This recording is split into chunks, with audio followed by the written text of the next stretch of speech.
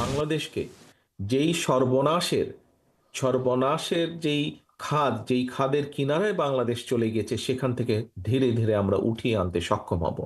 প্রিয় সহকর্মীবৃন্দ, আমরা একটু আগে আমি এখানে আপনাদের সাথে যোগ দিয়েছি প্রায় ঘন্টাখানেক আগে। তার আগে থেকেও আপনাদের এই অনুষ্ঠান, আমাদের এই সম্মেলন অনুষ্ঠান শুরু হয়েছে। সেই অনুষ্ঠানে আমরা বিভিন্ন বক্তার বক্তব্য শুনেছি।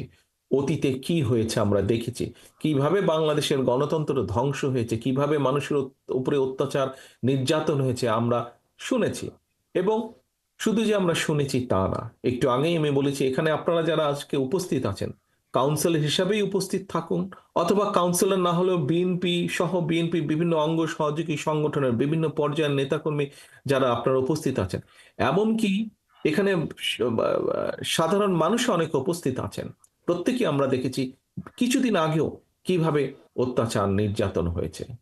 প্রিয় সহকর্মীবৃন্দ, আমাদের বহু সহকর্মীকে আমরা হারিয়েছি। আমাদের বাইরেও বিশেষ করে গত জুলাই আগস্ট মাসে আমরা দেখেছি কিভাবে নিরীহ সাধারণ মানুষের উপর অত্যাচার নির্যাতন হয়েছে, কিভাবে 1400 মানুষ শহীদ হয়েছেন আজকের এই মুক্ত পরিবেশকে উপহার দেওয়ার জন্য।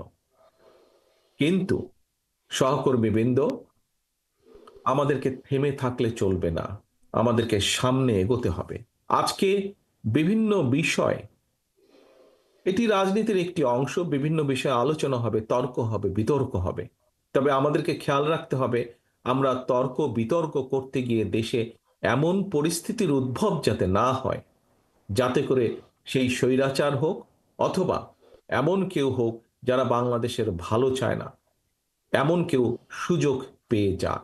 এ ব্যাপারে আমাদেরকে সতর্ক থাকতে হবে। এর একই সাথে আমাদেরকে সতর্ক থাকতে হবে আরো একটি বিষয়ে।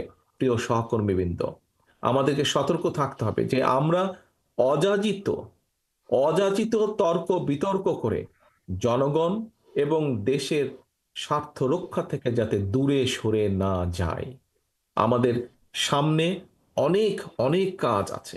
আমরা যখন রাজনীতিবিদ হোক, সমাজসেবী হোক, বিভিন্ন বুদ্ধিজীবী হোক, বা বিভিন্ন সুশীল সমাজের ব্যক্তিবর্গ নিয়ে হোক না কেন, আমরা যখন কোনো জায়গায় কথা বলার কোনো সুযোগ পাই, আমরা তখন বলি যে আমাদেরকে আমাদের এই শিক্ষা ব্যবস্থার দিকে নজর দিতে হবে, আমাদেরকে আমাদের স্বাস্থ্য ব্যবস্থার দিকে নজর দিতে হবে, আমাদেরকে আমাদের কৃষি ব্যবস্থার দিকে নজর দিতে হবে, আমাদেরকে নজর দিতে হবে এই যে দ্রব্য মূল্যের যে ঊর্ধ্বগতি, এই যে সাধারণ মানুষ প্রতিদিন যুদ্ধ করছে নিত্য প্রয়োজনীয় দ্রব্য মূল্যের যে ঊর্ধ্বগতি, বাজার সিন্ডিকেট বা যেটাই যেভাবে আমরা বলি, এটির দিকে আমাদের নজর দিতে হবে, এটির বিরুদ্ধে ব্যবস্থা গ্রহণ করতে হবে।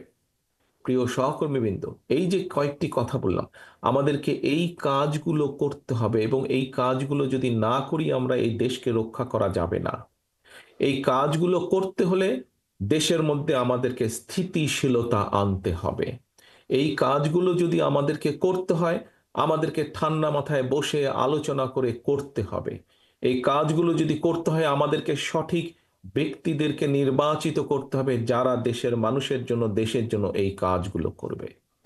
প্রিয় সহকর্মীবৃন্দ, আপনাদেরকে একটি উদাহরণ আমি দিতে চাই এইখানে। আমি বাস করছি বর্তমানে বাধ্য হয়ে গত 15-16 বছর ধরে আমি যুক্তরাজ্যে আছি, প্রবাস জীবনে আছি আমি। প্রিয় সহকর্মীবৃন্দ, আপনারা নিশ্চয়ই এরই মধ্যে দেখেছেন যে আমরা 31 দফা নামে 31টি দফা দিয়েছি বিভিন্ন বিষয়ে, যে একটু আগে বললাম কৃষি, স্বাস্থ্য, প্রশাসন, শিক্ষা, অর্থনীতি, বিভিন্ন বিষয়ে আমরা 31 দফা দিয়েছি। আমি 31 দফার বিষয়ে বড় কথায় যাব না, বিস্তারিতভাবে আমি এখন যাব না। এই 31 দফার মধ্যে আমরা একটি দিয়েছি স্বাস্থ্য ব্যবস্থা, বাংলাদেশের মানুষের, জনগণের স্বাস্থ্য ব্যবস্থা, এবং সেখানে আমরা উল্লেখ করেছি যে যুক্তরাজ্যের যে এনএইচএস আছে, এই এনএইচএস এর আদলে আমরা চেষ্টা করব, আমাদের উদ্যোগ থাকবে, আমাদের পরিকল্পনা আছে যে বাংলাদেশের মানুষের জন্য স্বাস্থ্য ব্যবস্থা আমরা গড়ে তুলব।